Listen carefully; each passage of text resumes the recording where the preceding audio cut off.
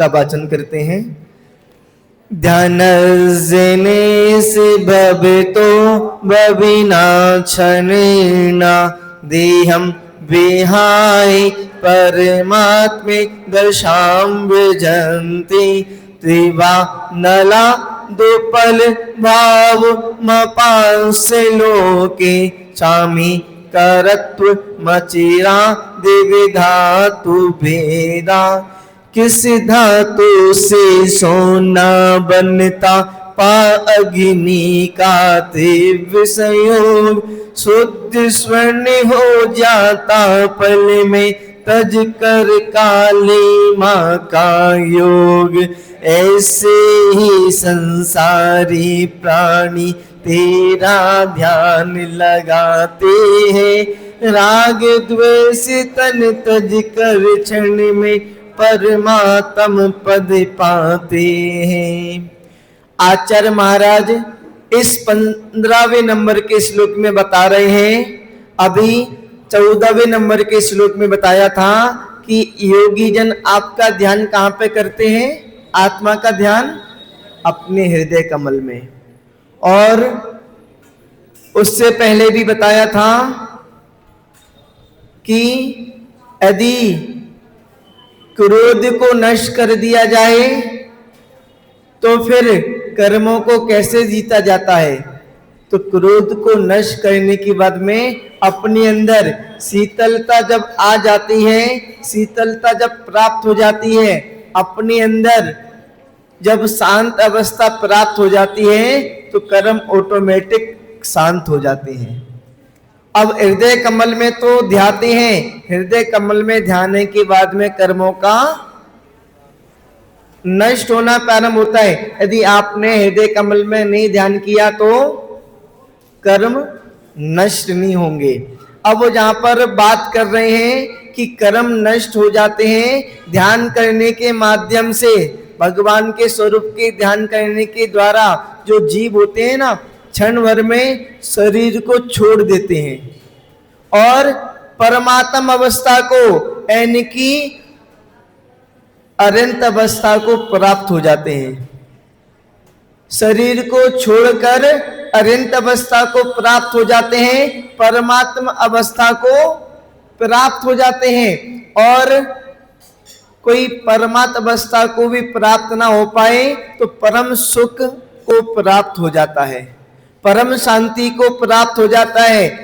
और जब चौथा काल आता है तो अनंत अवस्था को भी प्राप्त हो जाते हैं। अब जहां पर बता रहे हैं कि भगवान जो होते हैं ना, भगवान बाहर के सुख की बात नहीं करते, संसार के सुख की बात नहीं करते। भगवान ने अपन को मार्ग बताया है ना, तो संसार के सुख का मार्ग नहीं बताया, भगवान ने मार्ग बताया है तो अपनी आत्मा के सुख का मार्ग बताया है। और यदि अपन भगवान के मार्ग पे चलेंगे तो अपन अपनी आत्मा की सुख को प्राप्त हो जाएंगे। जो संसार का सुख है ना वो क्षणिक सुख है, हकीकत में देखा जाए तो संसार का सुख तो सुख है ही नहीं, सुखाभास है, केवल सुख की कल्पना है। संसार में जितना भी आपको सुख लगता है तो वो सुख की केवल कल्पना है। भगवान ने अपन को अपनी आत्मा के सुख का मार्ग बताया है और अपन को अपनी आत्मा के सुख के मार्ग पर चलना है। अब ध्यान क्या है? ध्यान के माध्यम से परमात्मा अवस्था को प्राप्त हो जाते हैं। पर अपन ध्यान करते तो हैं, अपन भी ध्यान करते हैं, पर कैसा ध्यान करते हैं? ध्यान क्या होता है? ध्यान कहलाता है अपने चित्त को, अपने मन को एक स्थान पर केंद्रित करना, अपने मन को, अपने चित्त को एक स्थान पर केंद्रित करना ध्यान कहलाता है। पर अपन जब मंदिर में भी आते हैं तो अपना ध्यान कहां पर होता है? कोई चलता है ना, चलते हुए यदि गिर पड़ता है तो क्या बोलते हैं उससे? ध्यान से चलो, ध्यान से चलो। मतलब ध्यान से चलो क्या? आप ध्यान से अपने चित्त को, अपने मन को देखते हुए चलो नीचे, जहां पर चल रहे हो आप जमीन पर चल रहे हो तो जमीन को देखते हुए चलो, आसमान को देखते हुए चलोगे तो आपका क्या कहलाएगा? ध्यान से चलना नहीं, आपका चलना तो नीचे है और देखना ऊपर है। आपको यदि भगवान के गुणों को प्राप्त होना है तो आपको ध्यान कहां पर करना पड़ेगा? भगवान के गुणों पर। आप मंदिर में आते तो हो, पर क्या करते हो? अरे इसने ऐसे कर दिया, उसने वैसे कर दिया, इसने ऐसे थाली रख दी, इसने ऐसे कलश रख दिया, इसने ऐसे अभिषेक का कलश पकड़ लिया। आपका ध्यान कहां पर रहता है? आपका ध्यान कहां पर रहता है? भगवान के पास आने के बाद में अरे ये सर ढक के नहीं आया, इसने सर नहीं ढका, ये बिना सोले का हो गया, सब लोग छिप गए। अपना ध्यान कहां पर रहता है? अपना मन कहां पर रहता है? अपना मन भगवान के पास नहीं होता, अपना मन भगवान की ओर नहीं होता, बल्कि दुनिया के लोगों के ऊपर अपना मन होता है। अपना केंद्रित अपना चित्त कहां पर होता है? लोगों को देखने में। यदि अपना मन लोगों को देखने में होगा तो अपना ध्यान कौन सा कहलाएगा? ध्यान कौन सा कहलाएगा? अशुभ ध्यान कहलाएगा। मंदिर में आने के बाद में भी आप ध्यान कौन सा करते हो? अशुभ ध्यान करते हो। अब इसका कोई कहेगा महाराज यदि कोई गलती करे तो गलती को करने दे। अरे भैया गलती को करने दे, गलती को कर रहा है वो उसकी व्यवस्था है। आप यदि मान लो मंदिर के मालिक हो, आप मान लो यानी कि आप विद्वान हो, आप यदि किसी प्रकार का आप बड़े हो या आप महाराज हो या कुछ भी हो, कुछ हो क्या, आप मंदिर आते हो किस लिए आते हो? भगवान की भक्ति करने के लिए, ना कि लोगों की कमी निकालने के लिए। गांधी जी ने भी मालूम है लोगों को संदेश दिया, बुरा मत देखो, बुरा मत सुनो, बुरा मत बोलो। पर आचार्य विराग सागर जी महाराज ने एक और इसमें ऐड कर दिया।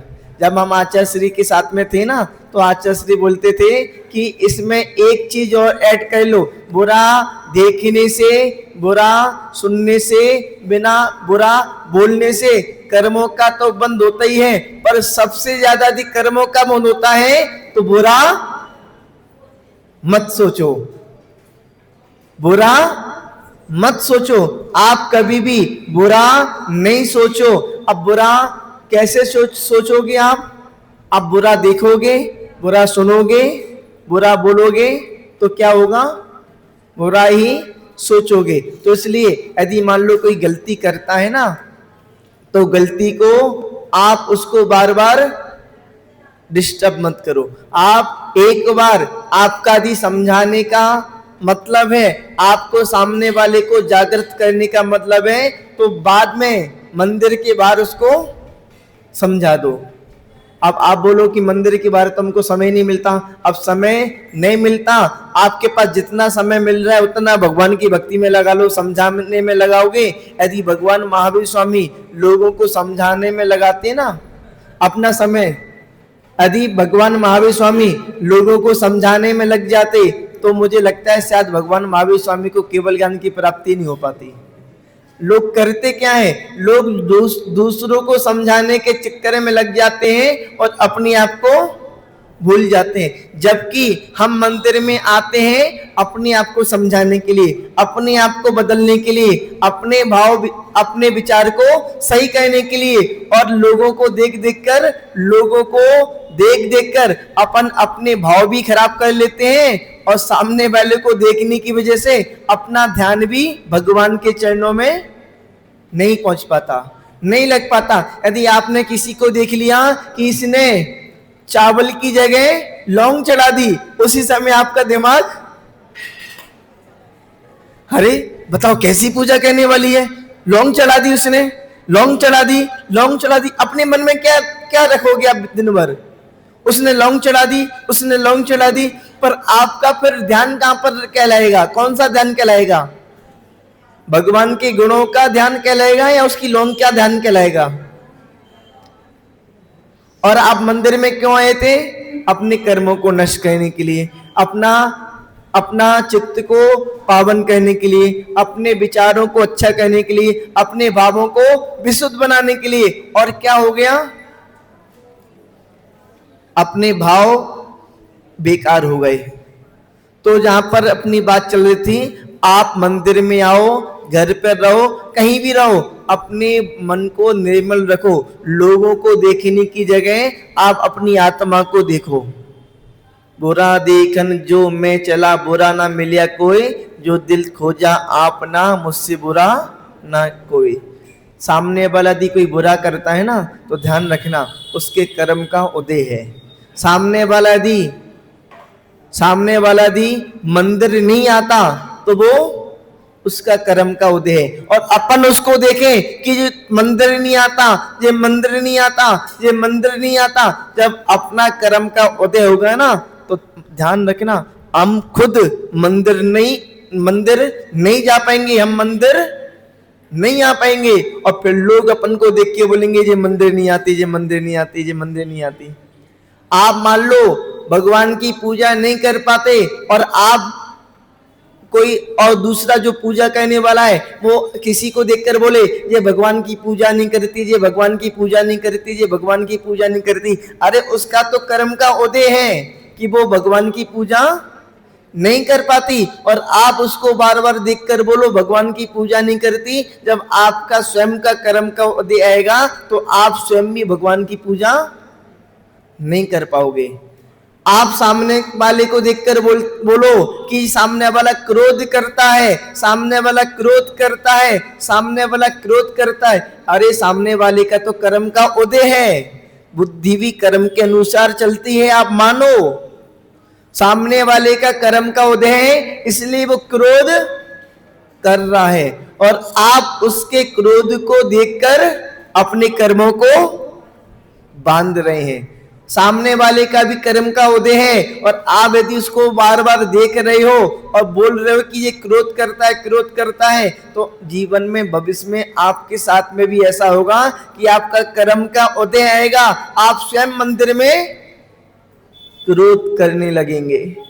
आप देखोगे कि सामने वाला चोरी कर रहा है, सामने वाला चोरी कर रहा है, सामने वाला चोरी कर रहा है, उसका कर्म का उदय है। जब तक अंजन चोर का कर्म का उदय था तब तक उसने खूब चोरी की, खूब जुआ खेला, खूब मांस मदिरा खाया पिया। जब पुण्य कर्म का उदय हुआ तो क्या हुआ उसके साथ में? जब अंजन चोर के साथ में पुण्य कर्म का उदय हुआ तब क्या हुआ उसके साथ में? उसी चोर ने, उसी मांस खाने वाले ने, उसी जुआ खेलने वाले ने मुनि दीक्षा को ग्रहण कर लिया।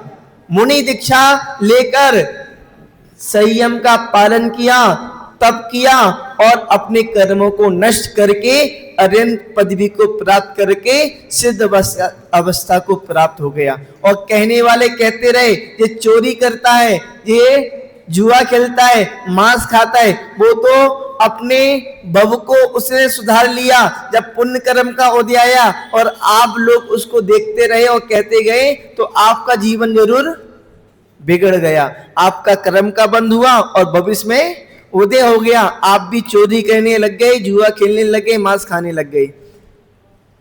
कर्म का उदय किसी को नहीं छोड़ता। एक सच्ची घटना है, मेरी आंखों की देखी हुई। मैं किसी व्यक्ति का और स्थान का नाम नहीं लेता हूं, बस मेरी बात को विश्वास माने, हकीकत बात है। एक मंदिर का ट्रस्टी था, मंदिर का ट्रस्टी था।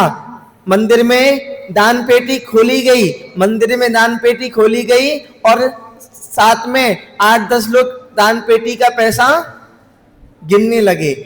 और सब लोग अच्छे अच्छे पैसे वाले लोग थे, पैसे गिनने लगे दान पेटी का। तो दान पेटी का पैसा गिनते गिनते एक ट्रस्टी ने क्या किया, 3,500-4 हजार रुपए दान पेटी के उठाए और अपनी जेब में डाल लिए। करोड़पति व्यक्ति है, उसके बच्चे अमेरिका में जॉब करते हैं, 3,500-4 हजार रुपए उसके लिए कितने मायने रखते हैं? कितने मायने रखते हैं?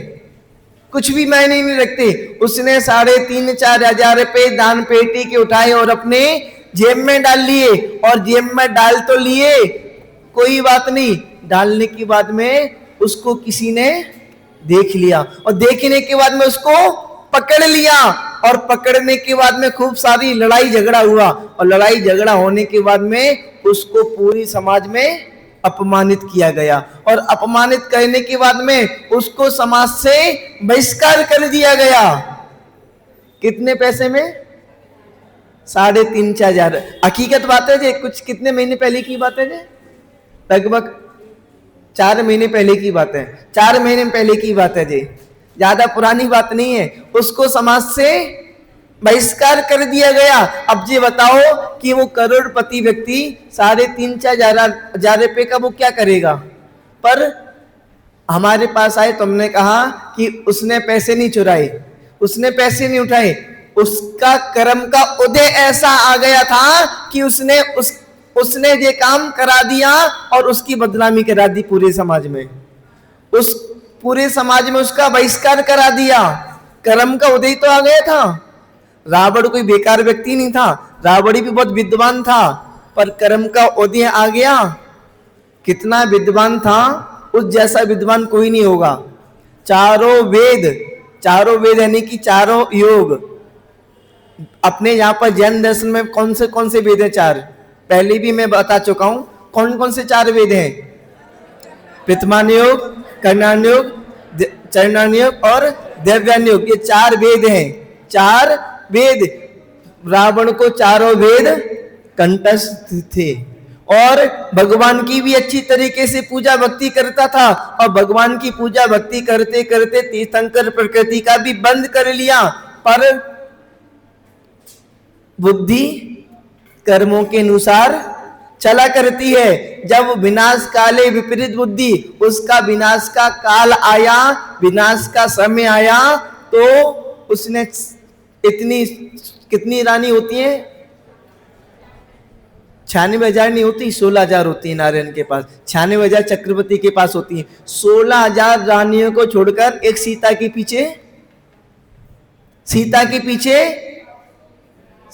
पीछे उसने अपने जीवन में कलंक लगा लिया।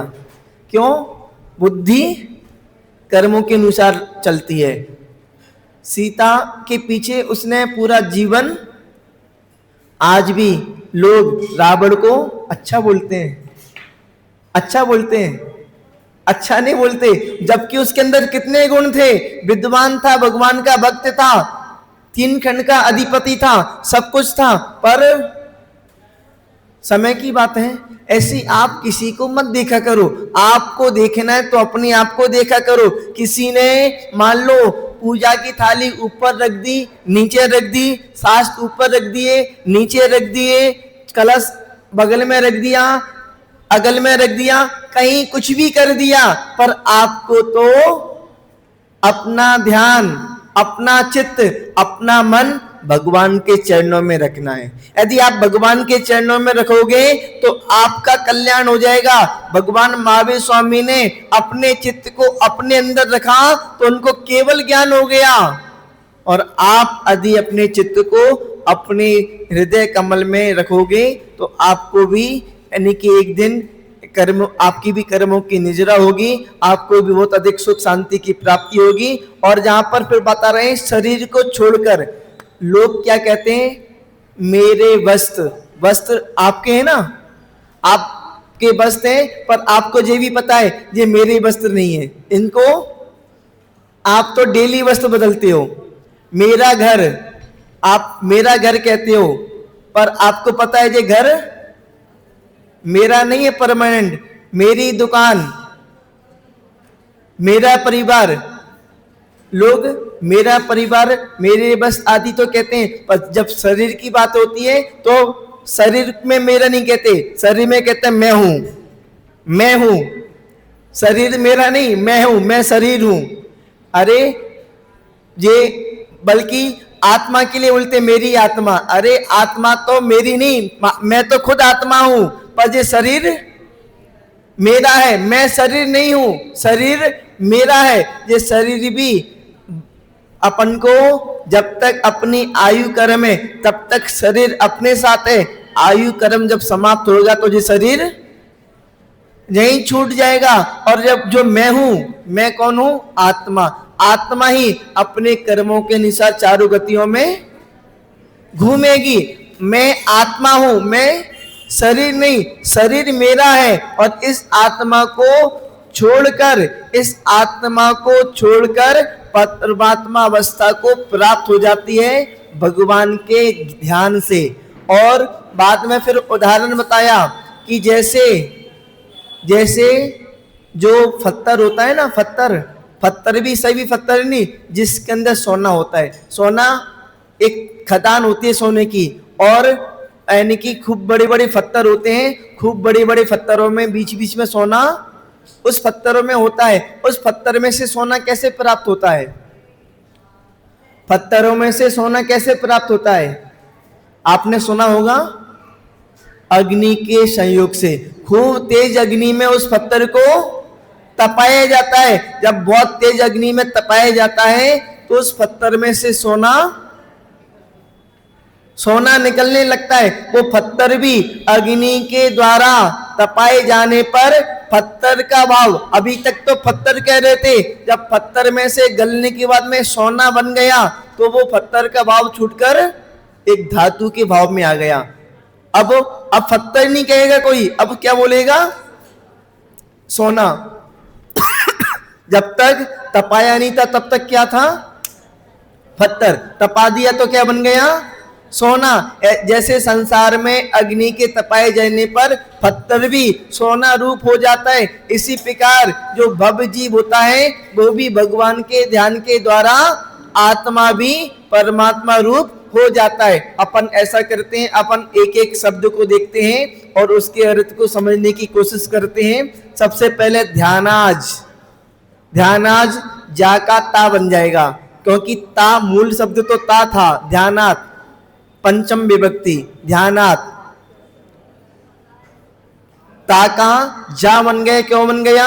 क्योंकि ता के बाद में यदि जा शब्द अक्षर आ जाता है तो ता का जा बन जाता है। जैसे अपन शांति धारा में बोलते हैं ना, भगवत जिनेन्द्र।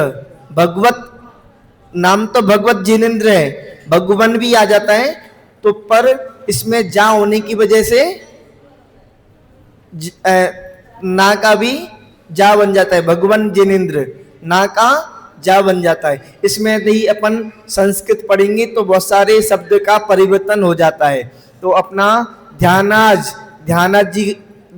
बनेगा। तो ध्यान के द्वारा, ध्यान के माध्यम से जिनेश माने कि जिन इंद्रियों को जीतने वाले और उसके स्वामी। हे जिनेश्वर, हे जिनके स्वामी। भवतो ओ की मात्रा का विसर्ग बन जाएगा, भवता हो जाएगा। आपके या आपके स्वरूप के। भवीना भवी ना भव्य जीव। क्षणेन क्षण में। किसी की यदि जिंदगी परिवर्तित होती है ना, किसी के भाव परिवर्तित होते हैं तो ज्यादा समय नहीं लगता, एक क्षण लगता है। एक क्षण में ही आदमी सही हो जाता है, एक क्षण में ही आदमी बिगड़ जाता है। एक क्षण लगता है अपने मन को घुमाने में। तो क्षण भर में देयम विहाय, शरीर को, देयम यानी कि शरीर को, विहाय यानी कि छोड़कर, परमात्म दशाम, परमात्मा की अवस्था को, परमात्म यानी कि परमात्मा की दशाम अवस्था को, वृजंती प्राप्त हो जाते हैं। अपन ऐसा करते हैं, दो चरण को अपन ने शब्दों के अर्थ समझ लिए, अब दो चरणों का अपन एक भावार्थ बनाते हैं, सेंटेंस बनाते हैं। सबसे पहले संबोधन शब्द आएगा जिनेश।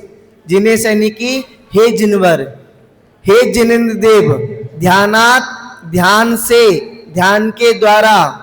भवता, आपके, आपके स्वरूप के। तो हे जिनेश, आपके स्वरूप के ध्यान के द्वारा, ध्यान से। भविना भव्य जीव, क्षणेन क्षण भर में। देयम विहाय, शरीर को छोड़कर परमात्म दशाम, परमात्मा की अवस्था को विजंती प्राप्त हो जाते हैं। हे जिनेश्वर, आपके स्वरूप के ध्यान के द्वारा भव जीव क्षण भर में शरीर को छोड़कर परमात्मा की अवस्था को प्राप्त हो जाते हैं। आपके ध्यान के द्वारा शरीर को छोड़कर परमात्मा की अवस्था को प्राप्त हो जाते हैं। फिर नीचे उदाहरण दिया, तीव्र अनल,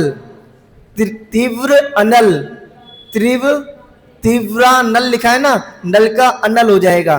तीव्र यानी कि तेज, अनलात अनल, इसमें दुपल लिखा है, दुपल में से दा अलग हो जाएगा उपल, और दा अलग होके ता बन जाएगा अनलात, यानी कि अग्नि के माध्यम से, अग्नि के द्वारा। और ऐसा नहीं कि छोटी मोटी अग्नि, ऐसा नहीं छोटा मोटा ध्यान, खूब अपने अंदर जुनून होना चाहिए, अपने अंदर एक तरीके से कह सकते हैं कि अग्नि होना चाहिए अपने अंदर, भगवान को पाने के लिए अंदर बेचैनी होना चाहिए। जैसे मछली होती है ना, पानी के बाहर निकलती है तो कितनी तड़पती है, इतनी अपने अंदर तड़प होना चाहिए। जब तड़प होती है ना, तभी भगवत पन्ने की प्राप्ति होती है, तभी भगवत अवस्था की प्राप्ति होती है। बिना तड़प में तो कुछ नहीं होता। आपके अंदर तो अभी इतनी तड़प भी नहीं है, आपके अंदर तो इतनी है बस अकेले मुझे मंदिर जाना है, मंदिर जाने तक की तड़प है। भगवान के गुणों को पाने की तड़प अभी आपके अंदर है क्या? आपके अंदर मंदिर जाने की कितनी तड़प है कि यदि कोई किसी दिन मंदिर ना आए तो उसको पूरे दिन अच्छा नहीं लगता।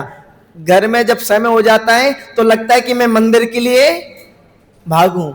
आपके अंदर इतनी तड़प है केवल, पर भगवान के गुणों को प्राप्त करने की तड़प नहीं है। जब आपको भगवान के गुणों की प्राप्त करने की तड़प आ जाएगी तो आप स्वयं भगवान के गुणों को प्राप्त हो जाओगे। तो जहां पर अग्नि के द्वारा, तेज अग्नि के द्वारा, उपल भावम, उपल बोलते हैं पत्थर, उपल नाव, पत्थर की नाव में बैठोगे तो डूब जाओगे। हाँ, उपल नाव, उपल यानी कि पत्थर, भावम यानी कि भाव को, पत्थर के रूप को, उपास यानी कि छोड़कर, लोके संसार में चामी कर्तव्य सोने की, अचिरात शीघ्र ही, इव समान, धातु भेदा, धातु रूप के, धातु भेद में।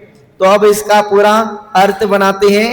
लोके यानी कि संसार में, लोके जो अपना तीसरे चरण के अंतिम शब्द में लिखा है, लोके संसार में, सबसे पहले संसार में, उसके बाद में तीव्र अनलात, तीव्र अग्नि के माध्यम से, तीव्र अग्नि के द्वारा, भयंकर अग्नि के द्वारा, उपल भावम पत्थर के रूप को, उपास छोड़कर, पत्थर के रूप को छोड़कर, उसके बाद में नीचे आ जाएंगे, चामी कर्तव्य सोने की, अचिरात शीघ्र ही सोने की, धातु विदा, धातु रूप के तीव्र समान हो जाता है।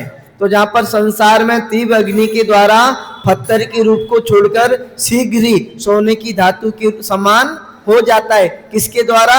तीव्र अग्नि के द्वारा। जो पत्थर होता है ना, तो पत्थर भी पत्थर के भाव को छोड़कर सोने के भाव रूप हो जाता है। जैसे तीव्र अग्नि के माध्यम से कोई पत्थर सोने रूप हो जाता है, उसी प्रकार अपने तीव्र ध्यान के माध्यम से शरीर को छोड़कर, शरीर रूप छोड़कर परमात्मा रूप में हो जाता है, परमात्मा रूप में, परमात्मा रूप के भाव में आ जाता है। तो जहां पर इस तरीके से 15वें नंबर के श्लोक में आचार्य महाराज ने बताया ध्यान की शक्ति, ध्यान की ताकत और परमात्मा अवस्था बनने की क्रिया विधि।